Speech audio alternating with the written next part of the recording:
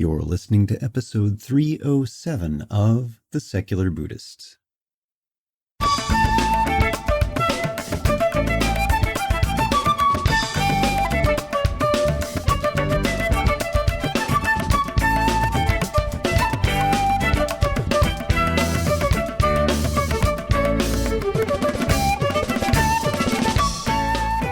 Welcome to The Secular Buddhist. I'm Ted Meissner. The Secular Buddhist is the official podcast of the Secular Buddhist Association, a grassroots-driven effort to answer the needs of secular teaching and practice for contemporary society. The podcast has interviews and roundtable discussions pertaining to engaged Buddhist training and practice, and the SBA website has show notes for each episode along with resource materials. Though the podcast focuses on core practices from a secular viewpoint, more traditional teachings are welcome and openly discussed. Ekman joins us to speak about the program Cultivating Emotional Balance.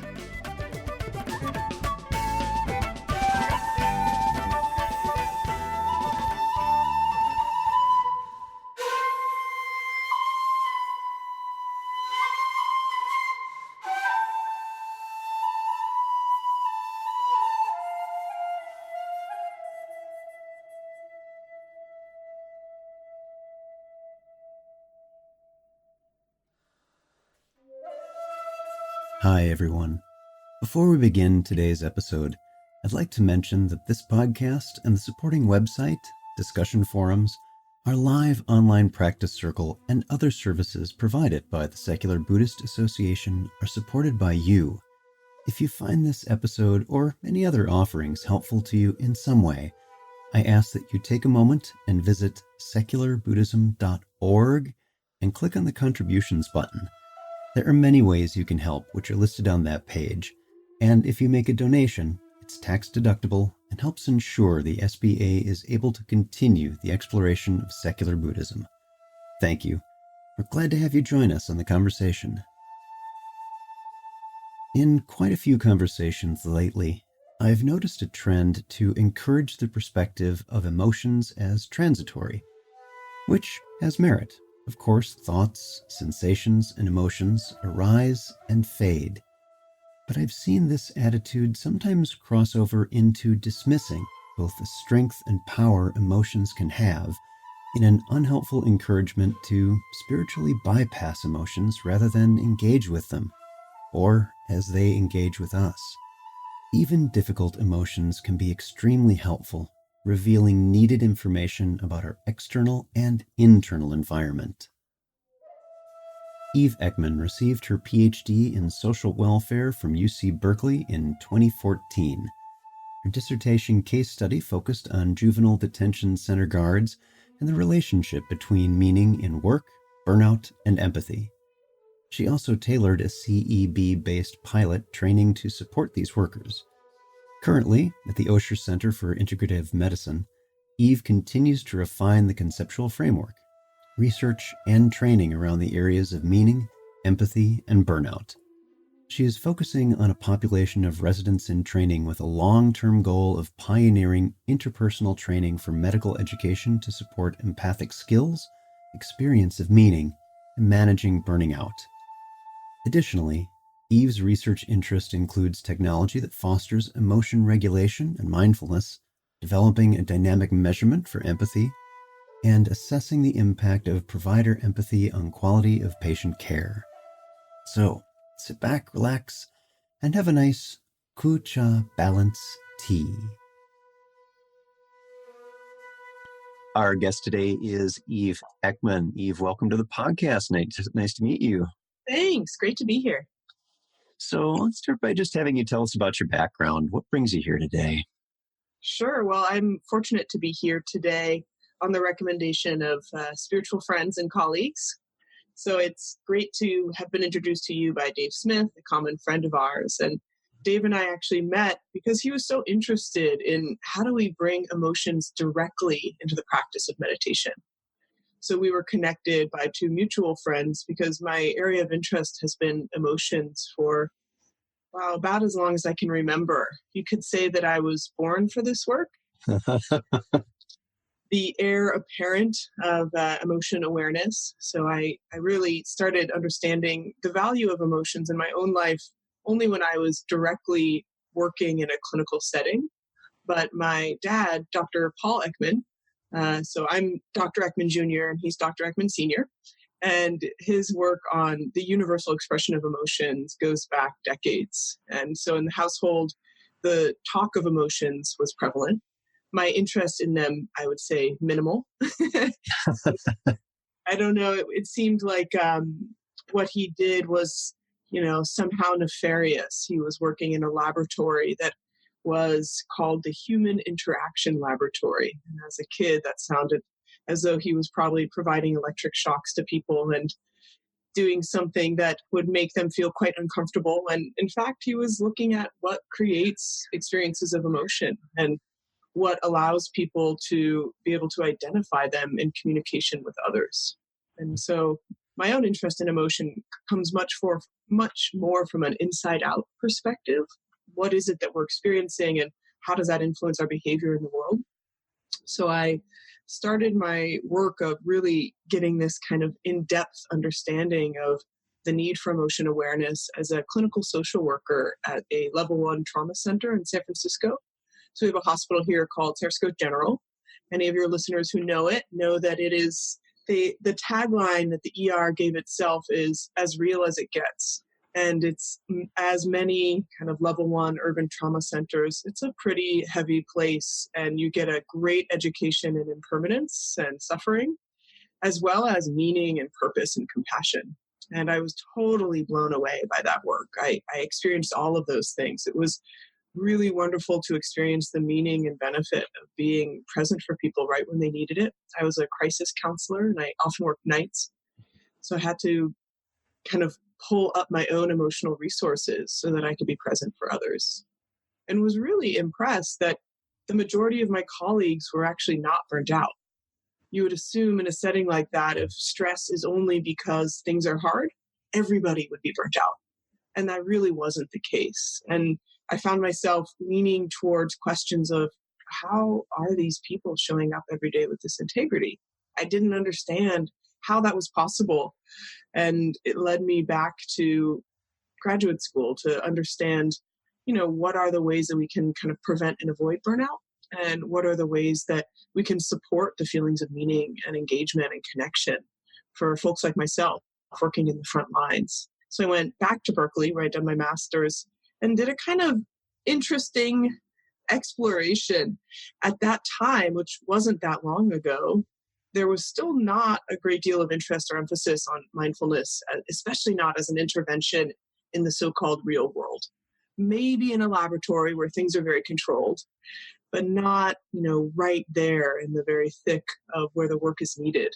So I did my doctoral work in the School of Social Welfare, which has always had, your listeners will understand this term, a bodhisattva attitude, one that is really dedicated to serving those most in need, and one in which there was a lot of flexibility. So I kind of got to poke around doing coursework in attachment theory, coursework in understanding kind of the intergenerational transmission of trauma at an epigenetic level, and then also looking at public health approaches. How do we disseminate? How do we make this available and accessible to as many people as possible? And instead of looking at issues of violence and stress as these impossible psychological issues, we look at them more as opportunities to intervene at just a very early level and then throughout life. So really awesome. Berkeley was a pretty cool place for that. Quite a conventional school.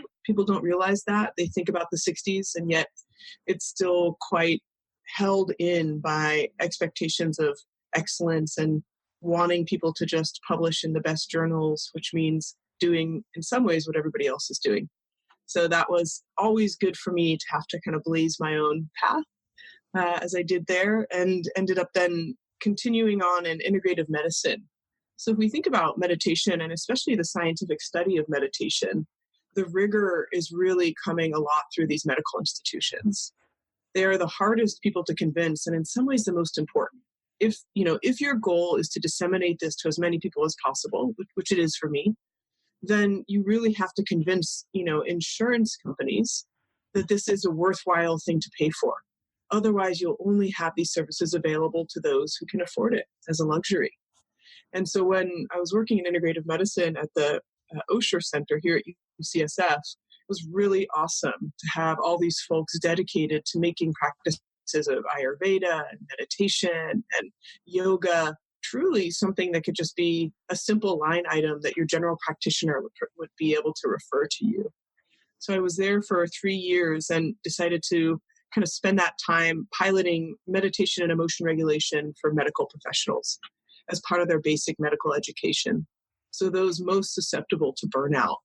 And that experience was super illuminating. First of all, because the need is so great, and second of all, because people are just so uninterested in extra time to spend on so-called well-being and how to kind of translate these skills of emotion regulation, meditation, mindfulness, and compassion to an audience who just is pretty checked out in terms of their own okayness.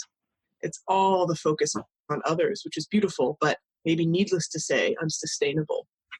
So I was working there up until midway last year and got the great fortune of coming on board the Greater Good Science Center at UC Berkeley. And just the name alone, I can just say it to people, and if they haven't heard it, they're like, that sounds like a great place. So the Greater Good Science Center is dedicated to all of the science that supports a meaningful life. So we are kind of a big clearinghouse. We're translating the most up-to-date research, providing trainings, giving online courses. And so there, my role as a director of training is partially in disseminating this in hospitals, businesses, schools, jails, and partially continuing the research that I've been fortunate to be a part of and evaluating the benefit of emotion regulation and meditation in real-world settings. Thank you for that background. And one of the things that you were talking about that stood out and I really appreciate is this articulation of how important it is for those who are in stressful situations and are involved with the sciences like the medical profession to understand why this is so. This is not based on woo, that there is science that is improving and it's not all good. As listeners of this podcast are aware, I'm very much a science nerd and highly critical of badly done science, and that there is a need for it. One thing in fact, just this past week, someone who has worked for the largest insurer in the world and is now teaching in a medical school, one of the presentations I was doing last week was for med students. And the question was, how many of you spend at least 10 minutes a day caring for someone else? Of course, all the hands go up when it's in the medical field. And then I asked, okay, now how many of you spend at least 10 minutes each day intentionally caring for yourself?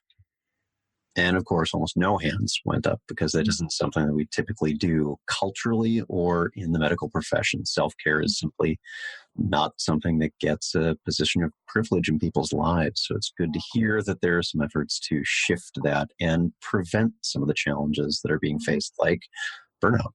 Yeah.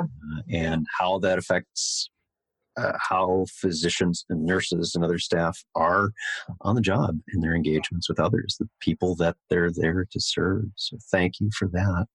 And we'll go in a little bit more into what you're running into about this, what I think is fairly unique about engaging with emotions in a program. I want to talk about that a little bit more, but first let's talk about Cultivating Emotional Balance, the program. How did that start and what does that look like? What do you tell prospective participants about it? Yeah. So Cultivating Emotional Balance, I always joke that it's, the most grassroots underground program that you've never heard of with the most awesome and impressive lineage. And we've somewhat intentionally kept it pretty small and pretty lean.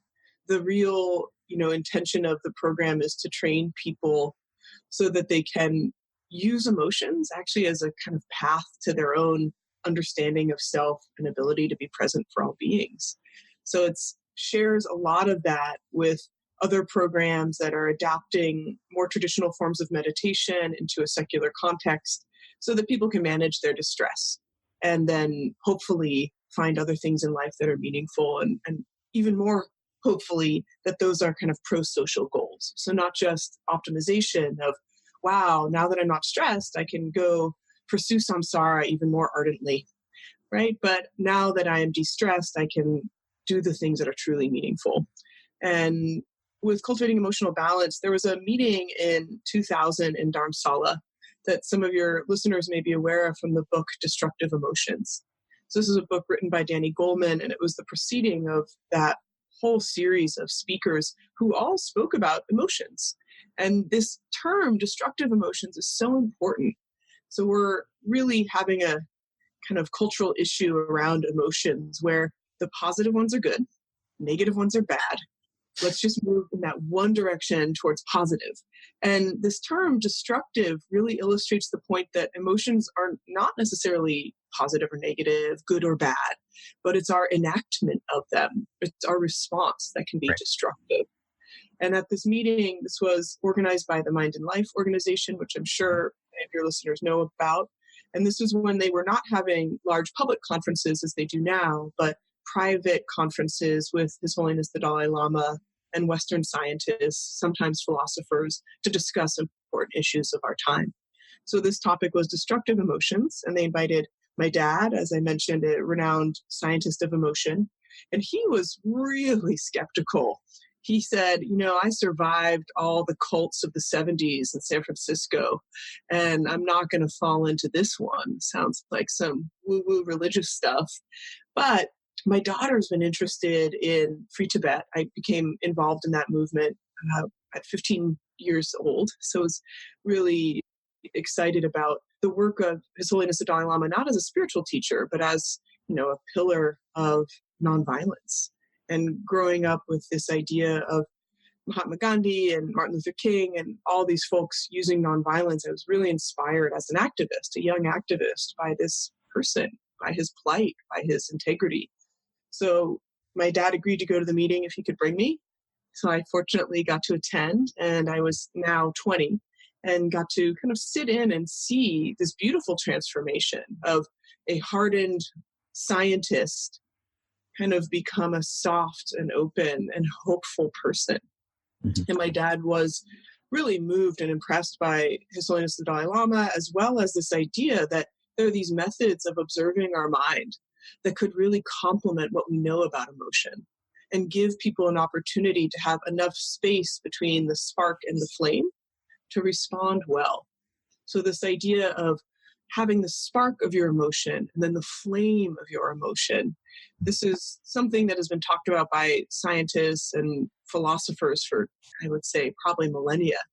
And the ability to actually do something about it requires quite kind of a whole series of different processes, and maybe we'll get into those a bit later. But at the meeting, there was also Alan Wallace, who's a pretty well-known Buddhist scholar and was a student of His Holiness the Dalai Lama for decades, his first translator into Germany and the US back in the early 90s, and kind of a common staple at these early Mind and Life meetings.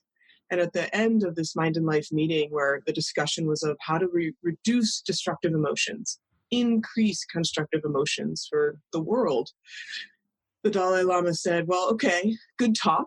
What are we going to do about this? And my dad claims that he looked directly at him while he said this. And much to his own surprise, my dad volunteered to do something about it and said, I want to create a program in which we focus explicitly on emotion. And so Alan and my dad got together and co-created a curriculum that brought a secular version of emotion awareness to the general public.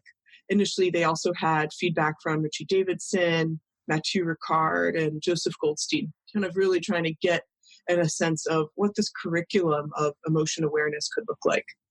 This was, I said, back in 2000. They got the funding from Fetzer to do a research study in about 2005. And they decided to use school teachers. So this wasn't a program for people with severe clinical issues, depression, or otherwise, but for our normal, everyday, stressed out people whose everyday mental health made a big impact, like school teachers and, of course, medical professionals, as I talked about earlier. The first teacher training was in 2010. And at this time, I've already been working in the ER for quite a while, and I'm back in my PhD program, and I was going to attend as an observer for the first teacher training of Alan and my dad. And as fate or coincidence would have it, my dad unfortunately became very ill right before the first teacher training, about a week and a half ahead of time. So I was thrown in the mix, trial by fire, to co-teach with the incredibly impressive and intimidating Alan Wallace, who speaks, as my dad says, in perfect prose. You could publish what he says. I mean, it is a delight to listen to him speak. Other people have said it's also like, receiving teachings from a fire hose. It is just nonstop, his clarity and his content about how to adapt and use these, pretty specific approaches of Tibetan Buddhism for our everyday life. So I started teaching with Alan in 2010, and over the last 8 or 9 years or so, we have trained over, I think, 400 teachers now. So we've done a training for 5-week intensive. So 2 weeks of emotional awareness, 3 weeks of silent retreat. And then we kind of let people out into the wild.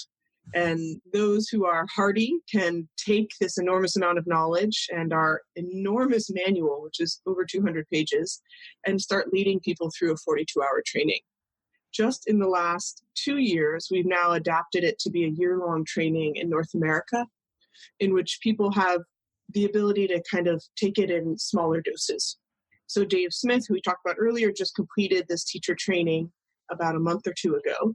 And it's our first year of a pilot group, not in that 5-week immersive. And we feel enormously confident that our teachers in this format are super well prepared to integrate these teachings into everyday life and bring them into more settings. Because 5 weeks is a huge commitment. So the folks who come, really show up ready. And then when they go home, it's hard. It's hard to integrate those teachings into their everyday life and that format into an ability to kind of actually take all that knowledge and then start teaching it, especially with so much content. CEB content is quite dense. It's not necessarily for the beginner. I would say there's a lot of folks now who've taken MBSR, who've taken a 101 version of mindfulness, and this is probably a really great way to follow that up. And do a little more in-depth study, both of meditation practices, as well as the great obstacles for our mind sitting in one place, aka our difficult and disturbing emotions that just show up over and over. Yeah. That's one of the things I wanted to talk about is I really admire the way that you're describing the use of emotions, that it's not good emotions or bad emotions. They're simply emotions. They're part of the environment within. They have important information to tell us. They're good guidance for what's happening in the world and how we may respond to it rather than being overwhelmed or perhaps reactive by what those emotions may be. We can disengage some of the habits that might have been learned from very young and might be very difficult to shift into something that's more positive. And I don't mean positive as in this is a good emotion, this is bad. I mean positive as in what is an appropriate response. Mm-hmm. So I'm wondering in the program itself, it seems a bit unique to be engaging with emotions because there is very commonly the disenchantment, the disengagement, the distancing that is part of programs that are often based on Buddhist thought, that there's a separation. We don't want those rounds of rebirth, and that means we become disenchanted with stuff. And that's not what this is. Yeah. And that's a bit surprising to hear, honestly, because I have been a critic of Alan and some of the way he's approached secular Buddhism in particular. Yeah.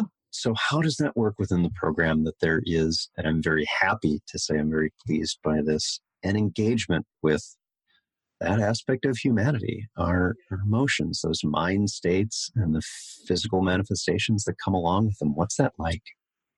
Yeah, well, I could go on for hours and hours.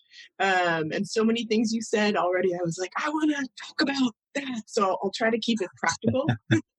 And what's of most benefit to your listeners to hear and, see if they're interested in this approach. And what's so interesting is, I got so lucky being where I am in this time, meaning that the science of emotion from the Western psychological point of view really mirrors a lot of the contemplative practices and approaches.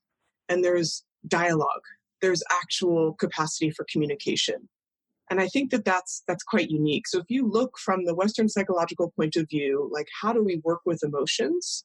It's actually pretty simple and pretty limited. We have a couple options. You can go into psychotherapy and do deep investigative work of many different variety to understand, as you mentioned, kind of these early childhood imprints of our relational world Mhm. that really influence how we then emotionally connect with or don't connect with others. However, that has the bit of an obstacle of creating a reified self.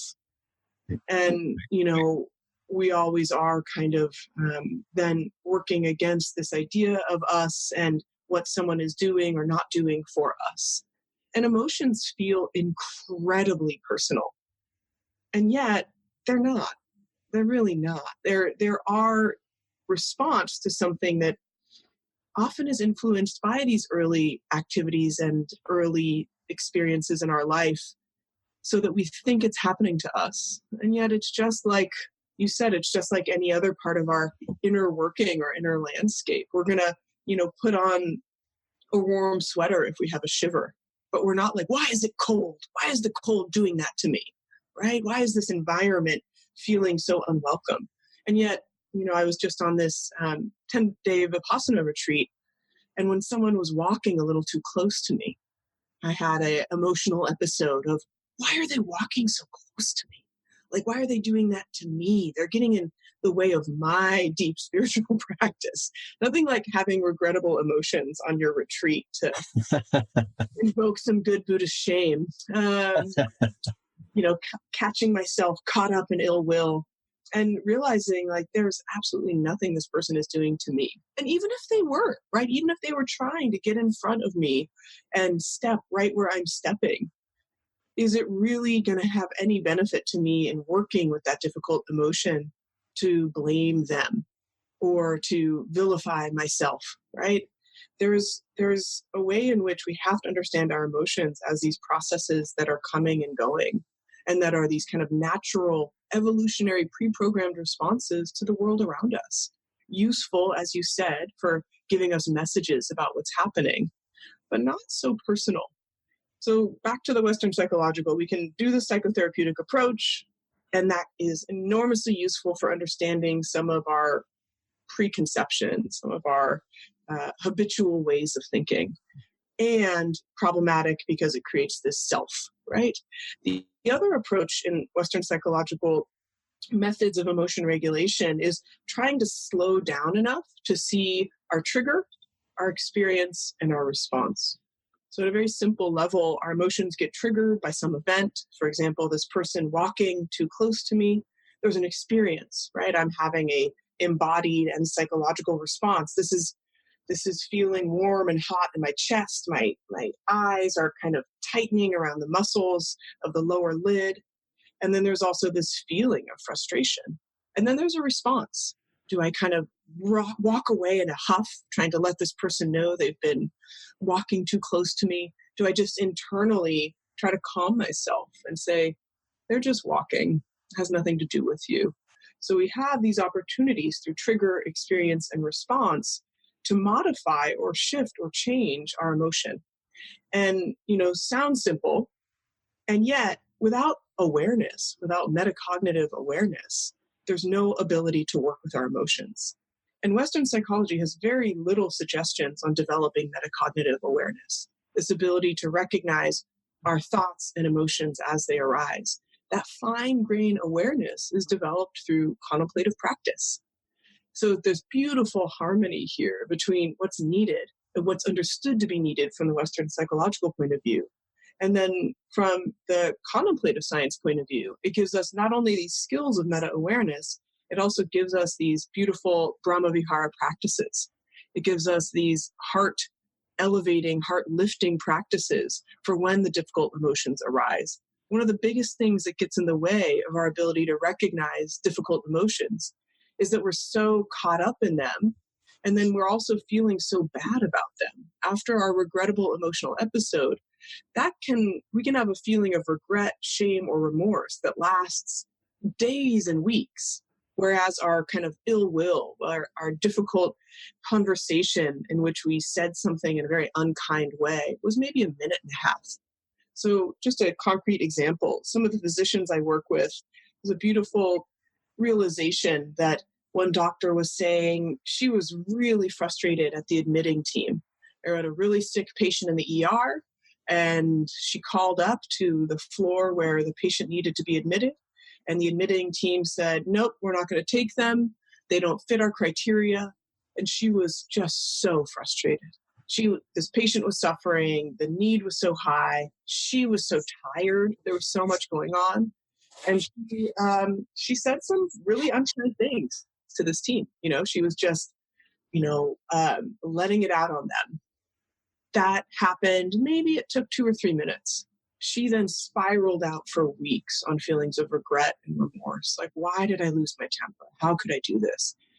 If she had had a little access to compassion to herself, some compassion for these people on the other end of the line, it could have really helped reduce that difficult and destructive kind of emotional response. And then there's, also this ability with contemplative practice to investigate just the very nature of emotions as impermanent. Just like other phenomena, like having an itch while we meditate, that phenomena we can observe as coming and going. Same with emotions. We never do that in our modern culture. Watch emotions come and go? No way. I either respond or suppress. That's it. So it's just this beautiful harmony that we try to access in CEB by using 2 major tools. One is an emotion episode timeline, and that's breaking down that trigger, experience, and response so that we have some sort of format or model. And then using these 4 balances. So we're looking at how internally we become imbalanced from the contemplative point of view. Is it our attention that's imbalanced? Is it our intention that's imbalanced? Is it our cognition that's imbalanced? Or is it our emotions that are imbalanced? So we use a timeline and these kind of contemplative inquiries to really do a lot of the work of CEB. Excellent. Well, it's good to hear that there is that wise connection between a typical Western way of looking at it and a typical Eastern way of doing it, that the meta-awareness of emotions not as bad things, but as potentially valuable insights into what's going on is really important. Yeah. So what have you found to be some of the common challenges that participants have in the program in this kind of adjustment? And what are the recommendations you might make for them when they run into those difficulties? Yeah. I mean, I think top 2 is, as with almost any mindfulness or meditation practice, you start paying attention and realize that your mind is kind of like a garbage dump. And that can be kind of disheartening. And you feel as though you've actually regressed. You start to pay attention and realize, oh my God, pretty much, even before I have the end of my morning coffee, I've had all these emotional episodes that are challenging.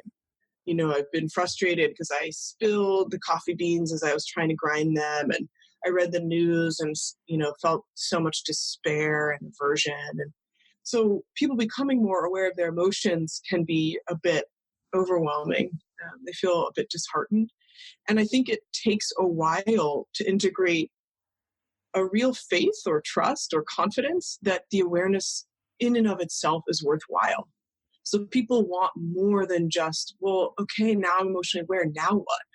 And the thing about emotions is they're so specific, they're so heterogeneous. If I tell you every time you're angry, you should, repeat this calming phrase of, it's okay, it'll pass. That's impossible. It will never work. Everyone's anger and what triggers it, even in the morning, if you become angry about something, in the evening you become angry, you might need something different. So we can't give kind of this blanket prescription of what to do when you become emotional. We can only give you the tools to recognize you're becoming emotional and to have some sort of ongoing ability to track what's working for you and what are the possible ways that you can apply some sort of not antidotes. Again, we don't want to get rid of emotion, but Right. some sort of meaningful inquiry, like what's happening here. And, I really appreciate this emphasis that Alan has had for decades on first person inquiry as a very valid mode of science. So when we think about observing emotion from the Western scientific point of view, we may do so through fMRI and looking at what is going on in different neural networks. We may do so through psychophysiology, looking at our heart rate variability and skin conductance, what's happening at a just basic central nervous system level. And those are all interesting indicators, but they don't tell us what triggered us. They don't tell us how we will respond. That's up to us. And so, really encouraging people that the most valid and useful tool of emotion awareness is their own, me search or first person inquiry into emotion experiences can be really confidence inspiring. They Yeah, don't. like that term, me search. That's great. Yeah, that's one I've heard kicked around for a while, and it's a little cheesy, but it's real. We need to do it. I think people, as citizen scientists, can really look at their own experience, and again, giving them that hope that nothing that I can prescribe you will be of use all the time, and that's a burden and responsibility as well as an opportunity for each person to find out on their own. So what are some of the outcomes that people are experiencing after going through this? Yeah, it's interesting. I actually just got an email this morning from someone who attended. We did a Garrison retreat, Alan and I, last February. So it was a 7-day immersive. So CEB is 42 hours, which you'll notice is a very long time. When I teach in the hospitals, I've done adapted versions that are much shorter, in which you don't have all of the content and probably not all the benefits, but it's important to meet people, of course, where they are. I'm still kind of focusing just on a couple main emotions and a couple core practices. But this email I got from the person at Garrison, they didn't go into specifics, but they said, I just want you to know that that training truly transformed my life. Instead of avoiding emotions, I'm approaching emotions. And they said, just as I was mentioning, and I realized how much more work I have to do. So one actual positive outcome of CEB might be, wow, I need to do therapy and not, to therapize oneself and overanalyze, but there are certain things in the way I'm approaching the world that get in the way over and over. And I need to do a little bit of investigation there. And other benefits or outcomes I've seen for folks is just this ability to recognize that spark before the flame and recognize when we're in what's called a refractory period. So when our emotion is triggered in under 25th of a second, we start seeing the world through the lens of that emotion. So this becomes really problematic when you're at home with your loved ones and you get triggered because once again, someone didn't do the dishes, right? And you think about this, well, they never do it. And I'm just so frustrated. And they always leave it to the last moment. And I hate coming home to the sink full of dishes. And in that moment, we're so caught in our emotional experience that we're not seeing things clearly. And so to even have this ability to recognize I'm in a refractory period really helps people be able to take a moment and say, I'm not ready to talk about this.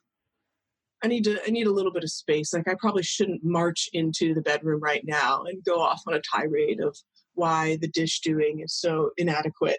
So giving people that understanding that their emotions temporarily distort their experience.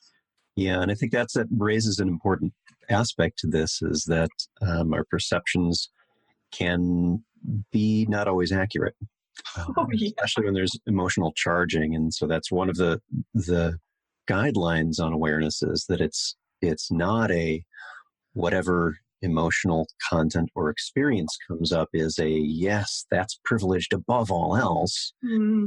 It's Yeah. also being aware that there is some checking to be made in this, that my perceptions may not be accurate in this particular situation, and how can I check that? What are ways in which that I might see I am. How do I know this is so? Am I perhaps overreacting because I'm overwhelmed and not quite cognizing it, that there's a tunnel vision and that kind of thing that also is part of this, and Yeah. not to go full bore into any one area, whether it's an intellectualization or an emotionalization. It's what is here, whatever that is. How do I work with that? Yeah. Yeah. And I think, my co-teacher, Ryan Redman, in the North America Cultivating Emotional Balance teacher training, he has just this beautiful way of also threading in the need to harvest joy through our meditation practice. And I think this idea of the hard work of emotions can become draining and overwhelming.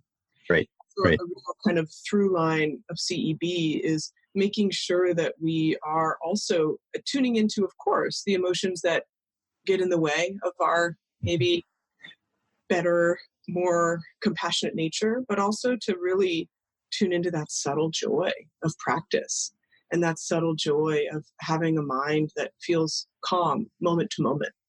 And the practices of CEB, are largely based in Tibetan Buddhism because they were designed by Alan. And a lot of the modern mindfulness secular trainings are based in Theravadan Buddhism. And there's a little bit less emphasis on, I would say, in-depth practice of all four immeasurables. Now, that's not true across the board, but we really emphasize each one of those alongside practice and do quite a bit of application to the mind of just this subtle, slow, thorough development of spaciousness. And again, not exclusive to what we do, but when you apply that for this kind of goal of having true, genuine, authentic well-being. So Alan has a book named Genuine Happiness, and it's a theme that we come to over and over. Not this joy, not this ecstatic, happy all the time thing, which actually at a physiological level is just as stressful as anger. So your ecstatic joy, you're jumping from next to next exciting thing, takes a huge toll on your body. Right. Contentment, right? Totally distinct and something subtle that we miss out on. So how do we really cultivate that? How do we really look for that? How do we make our palate more accessible so that we can notice when there's subtle joy, not just the fireworks of something really rich and juicy? So I'm wondering, Eve, what else you might care to share with the listeners? I know there's some other things you might have going on that you might want to give voice to. Yeah, thanks. It's also just such a joy to talk about this with you. And I'm feeling a lot of, I guess just happiness and being able to think about emotions and how they influence others' life coming right out of retreat. On retreat, you're completely self-focused on how do I develop these internal skills to help others. And now I actually get to speak about it. So just thank you. I think one thing your listeners might be interested in is there is a project so the Dalai Lama clearly interested in emotions since that 2000 meeting. And he just kept mentioning over and over, especially the last 6 years, this need for a map of our mind and a map of emotions, and asked that my dad and I work on a map of emotions so that people had some way to direct themselves towards a calm mind. So the idea that this kind of, as Suzuki Roshi would say, the soft readiness of the mind, this ability to respond in a wholesome and constructive way when emotions happen. And in order to do so, we have to kind of know the contours. We have to know what is actually going on, like what are emotions and how are they distinct or different. So what's so interesting is that this idea coming from His Holiness, which obviously is informed by a kind of contemplative psychology, contemplative practice method, is very well mirrored in Western psychological science. We recognize that what's called this emotion granularity. So researchers have identified that our ability to name and identify what emotion we're feeling helps us reduce stress and depression. So obviously we want to kind of not fall into or get into a cycle of rumination with emotion. And one method is actually just naming, wow, this is frustration. This is anxiety. This is despair, as opposed to this is bad. I don't want to feel this. Right. So it gives us, a little bit of that metacognitive leg up. Like I am able to identify this with specificity I'm no longer just caught up in the rumination of the feeling of it or the story of it. So the Atlas of Emotion project is a online visual tool to start getting, some emotional fluency, to develop that vocabulary. And it's been online now for about 2 years. It's translated into 4 languages, and we are hopefully going to start kicking off work on a children's version of this. I am no expert in children nor children's emotions, but we'll ask for some help from the many folks doing social emotional learning tools. And, this term social emotional learning should be for adults too. I don't know why it got relegated to just kids. Just kids, yeah. That's what we need. It's not just emotional intelligence, it's social and emotional learning. How does this influence not only how we read and respond to others, but how we relate at a really core level to others through our emotions? But the Atlas provides just one step, this tool of being able to identify and recognize emotion. The first page of the Atlas that you will work with is actually slowing down to look at these triggers, these experiences, and these responses, the very anatomy of how emotion occurs. So I recommend that people use this as a tool to start developing vocabulary and understanding how emotions unfold over time. Great. Well, for those who are listening, I'm going to have a few links on the episode page for this episode. One is to Eve's site, eveekman.com, as well as the atlasofelmotions.org, which is what he was just discussing, and a link to cultivatingemotionalbalance.org, and there are dashes in between the words on that. But come to the episode page, and you'll have those links all ready to go. Our guest today, Eve Ekman. Thank you so much for being here. Oh, what a pleasure. Thank you.